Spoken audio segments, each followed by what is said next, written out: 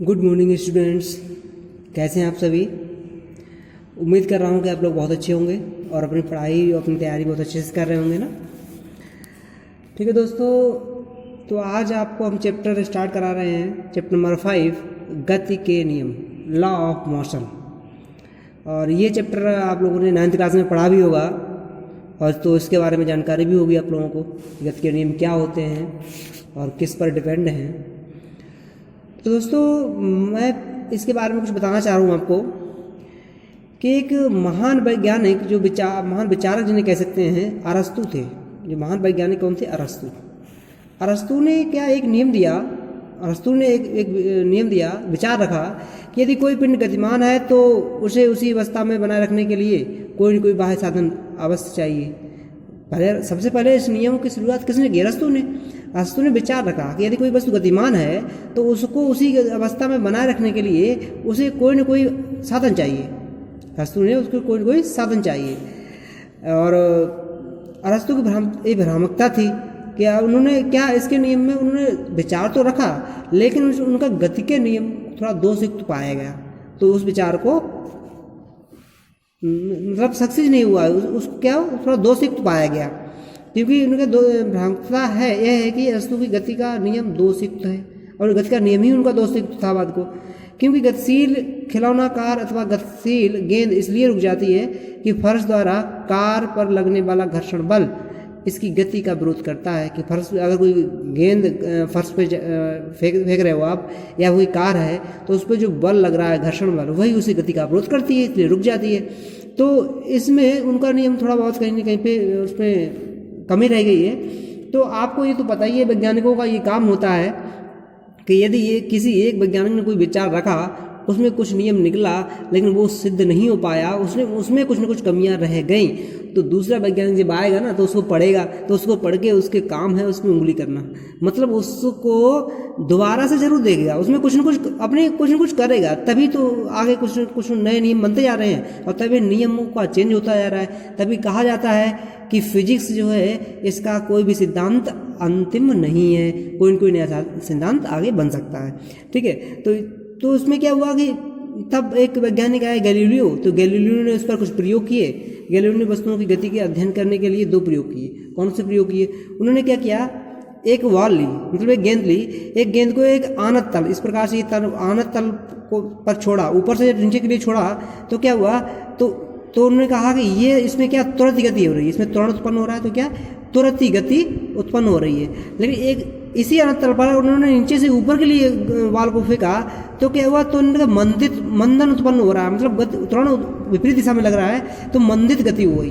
पहले इन्होंने कहा तुरंत गति हो रही है, यहाँ पे मंदित गति हो रही है। तो उन्होंने फिर एक प्रैक्टिकल और किया उस पर कि एक समतल अगर बॉल फेंकेंगे तो ना तो त्वरण उत्पन्न हो रहा है और ना ही मंदन गति उत्पन्न हो रही है, तो क्या हो रहा है, तो ये त्वरण शून्य हो रहा है, तो मतलब इस एक समान वेग से गति करती रहती है। अगर कोई त्वरण उत्पन्न ना हो तो जो वस्तु है एक समान गति से चलती रहेगी। ठीक है, ये गैलीलियो का नियम था। उन्होंने और भी प्रयोग किए। उन्होंने प्रयोग क्या किया कि जब ये देखा गया, उन्होंने क्या किया, एक इस प्रकार सा तल लिया कि देखो थोड़ा ऊपर से उड़ा हुआ है तल, द्वयानक तल लिया, द्वयानक समतल लिया, तो इधर से अगर बॉल को छोड़ते हैं तो ये दूसरी दिशा में उतनी ही ऊंचाई तक जाती है जितनी ऊंचाई तक छोड़ी गई है। फिर उन्होंने क्या किया, अगले प्रैक्टिकल में क्या किया, उन्होंने एक सिरा तो उतना ही ऊंचाई रखा, एक सिरा में थोड़ा झुकाव कम कर दिया गया। झुकाव कम कर दिया तो क्या हुआ, ये गई तो उतनी ऊंचाई तक, लेकिन कुछ दूरी बढ़ गई, मतलब कुछ दूरी ज़्यादा चल गई, लेकिन ऊंचाई उतनी तय करेगी जितनी जहाँ ऊंचाई से छोड़ी गई थी। फिर उन्होंने तीसरा प्रैक्टिकल किया। उन्होंने किया कि जब एक सिरा बिल्कुल समतल कर दिया, तो ऊपर से बॉल को छोड़ा और बॉल कहाँ, सीधी गति करती हुई चली गई। तो इन्होंने क्या निष्कर्ष निकाला, इनके परिणामों से निष्कर्ष इन्होंने निकाला कि प्रत्येक पिंड में अपनी गति की अवस्था को यथावत बनाए रखने का गुण होता है। इन्होंने कहा कि प्रत्येक जो पिंड है अपनी गति को अवस्था को बनाए रखने में गुण होता है, और जिसे हम जड़त्व कहते हैं। क्या बोलते हैं? जड़त्व कहते हैं। तो इसी को हमने क्या कह दिया, जड़त्व कहते हैं। जड़त्व का नियम सबसे पहले किसने दिया? गैलीलियो ने दिया। अब वैसे विचार किसके अंदर आए थे? पहले विचार आए थे अरस्तु के अंदर, उनका नियम सिद्ध नहीं हुआ तो गैलीलियो ने दिया। अब गैलीलियो के बाद उनका जो नियम में अगर कहीं थोड़ी बहुत कुछ रह भी गया होगा कमी, तो फिर आए न्यूटन। न्यूटन आपको जानते ही हो, न्यूटन ऐसे वैज्ञानिक हुए हैं जहाँ भी देखो आपको न्यूटन मिल जाएंगे कहीं कहीं पर, हर जगह यार न्यूटन अपना काम करेंगे जरूर जाके, या कुछ भी हो जाए। तो न्यूटन ने फिर गति के 3 नियम दिए। तो पहला नियम आप उन्होंने जड़त्व का ही नियम दिया। इन्होंने नियम क्या दिया? इस नियम के अनुसार यदि कोई वस्तु विराम अवस्था में है तो वह विराम अवस्था में ही रहेगी, और यदि एक समान वेग से एक सीधी रेखा में चल रही है तो वो वैसे ही चलती रहेगी जब तक कि उस पर कोई बाह्य बल लगाकर उसकी गतिमान अवस्था में परिवर्तन ना किया जाए। तो न्यूटन ने एक प्रथम नियम दिया पहले गति का, कि यही कहा कि यदि कोई वस्तु विराम अवस्था में है तो वह विराम अवस्था में ही रहेगी, यदि गतिमान अवस्था में है तो गतिमान अवस्था में ही रहेगी जब तक कि उस पर कोई बाह्य बल ना लगाया जाए। तो ये न्यूटन ने कहा, प्रथम नियम दिया, और इसी को उन्होंने जड़त्व का नियम कहा गया। अब देखो हम आपको नोट्स से समझा रहे हैं, किताब की जरूरत पड़ेगी हम किताब समझाएंगे।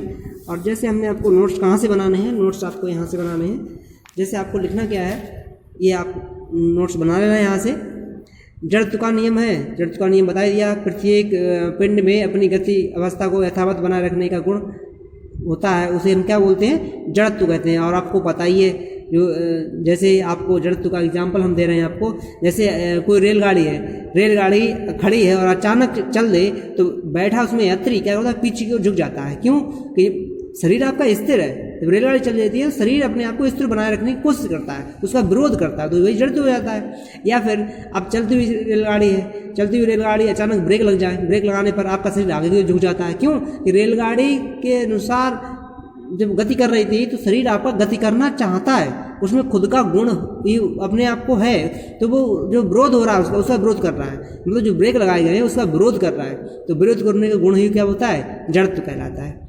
अब न्यूटन की गति का प्रथम नियम मैंने आपको बता ही दिया था कि यदि कोई वस्तु विराम अवस्था में है तो वह विराम अवस्था में ही रहेगी, और यदि एक समान वेग से सीधी रेखा में चल रही है तो वैसे ही चलती रहेगी जब तक कि उस पर कोई बाह्य बल ना लगाया जाए। और बल क्या होता है? ये सब आपने 9th क्लास में पढ़े होंगे, सिर्फ डेफिनेशन 9th क्लास की है, पुरानी डेफिनेशन है। तो बल क्या होता है? बल वह बाह्य कारक है जो किसी वस्तु की विराम अथवा गति की अवस्था में परिवर्तन कर देता है या परिवर्तन करने का प्रयास करता है। मतलब कोई गतिमान वस्तु है तो बल लगाकर उसे रोका जा सकता है या बढ़ाया जा सकता है, तो परिवर्तन कर देता है या परिवर्तन करने का प्रयास करता है। अगर उसके बल से कम है तो आप परिवर्तन का प्रयास कर रहे हो, परिवर्तन ना कर पाओगे प्रयास तो करोगे, तो बल वही होगा। अब देखो संवेग क्या होता है? किसी वस्तु का द्रव्यमान m और वेग v के गुणनफल के वस्तु का क्या बोलते हैं? संवेग p बोलते हैं, जैसे p से रिप्रेजेंट करते हैं। तो संवेग p बराबर क्या होता है? mv होता है, और संवेग का मात्रक क्या होता है? किलोग्राम मीटर प्रति सेकंड होता है। अब न्यूटन का द्वितीय नियम क्या है? अब देखो न्यूटन का द्वितीय नियम में क्या गया न्यूटन ने? इस नियम के अनुसार किसी वस्तु के संवेग परिवर्तन की दर उस पर आरोपित बाह्य बल के बराबर होता है। संवेग परिवर्तन की जो दर होती है उस पर आरोपित बाह्य, जो संवेग परिवर्तन की जो दर है उसके वो बाह्य बल जो आरोपित है उसके बराबर होता है। मान m द्रव्यमान की कोई वस्तु प्रारंभिक वेग u से सीधी रेखा में चल रही है। कोई मान लिया एक वस्तु है m द्रव्यमान इसका, और u वेग से सीधी रेखा में चल रही है, और कुछ समयांतराल तक एक निश्चित बल F लगने पर उस वस्तु का वेग v हो जाता है। कोई बल लगा दिया तो उसमें बल पहले u था, भाग कितना हो जाएगा? v हो जाएगा, कोई ना कोई बल लगा। तो इस प्रारंभिक संवेग, तो इसका प्रारंभिक संवेग क्या होगा? P1 बराबर m, मतलब P1 मतलब u आपका प्रारंभिक वेग है तो m हो जाएगा, और अंतिम वेग संवेग क्या हो जाएगा? P2 बराबर mv हो जाएगा। अब दोनों में परिवर्तन क्या हो जाएगा? संवेग परिवर्तन डेल्टा P बराबर P2 माइनस P1, मतलब mv माइनस mu। तो यहाँ से आप क्या करेंगे? m कॉमन ले लेंगे तो mv माइनस u ले लेंगे यहाँ से। संवेग परिवर्तन की दर क्या होता है? Delta P upon delta t।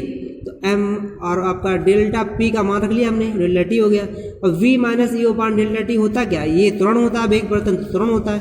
तो क्या बन जाएगा? Delta P upon delta t m ये हो जाएगा, ये त्वरण हो जाएगा यहाँ से। अब m में होता क्या है? बल F, तो ये m है, ये भी बराबर है, ये भी बल के बराबर होता है, तो ये दोनों बराबर हो जाएंगे। क्या हो जाएगा? F बराबर delta P upon delta t हो जाएगा। तो यही क्या हो जाएगा? यही संवेग परिवर्तन हो जाएगा, यही तो संवेग परिवर्तन कहा गया है। ठीक है, अब अगला है आपका आवेग। आवेग क्या होता है? जब कोई बड़ा बल किसी वस्तु पर बहुत कम समयांतराल के लिए आरोपित होता है, जब कोई बड़ा बल है किसी वस्तु पर कम समय के लिए आरोपित होता है, तो बल तथा समयांतराल के गुणनफल को बल का आवेग कहते हैं। उनको गुणनफल क्या बोलेंगे?